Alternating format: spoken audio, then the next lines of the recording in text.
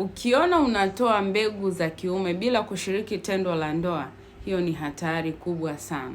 Inawezekana naongea na mtu ambaye uko nje ya nchi ama uko ndani ya Tanzania. Nisikilize kwa makini sana.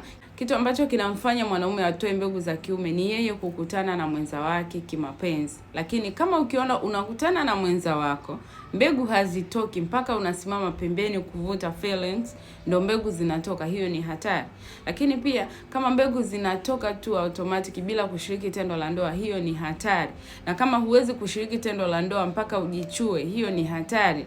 Na kama huwezi kushiriki tendo la ndoa mpaka uangalie picha za ngono, hiyo ni hatari sana. Mara nyingi hizo hali zote nilizozitaja zinamtokea mwanaume ambaye amekaa muda mrefu akiwa anafanya masturbation, amekaa muda mrefu bila mwanamke, amekaa muda mrefu ingali anavuta hisia za wadada ambao anawaona iza kwenye mtandao au barabarani.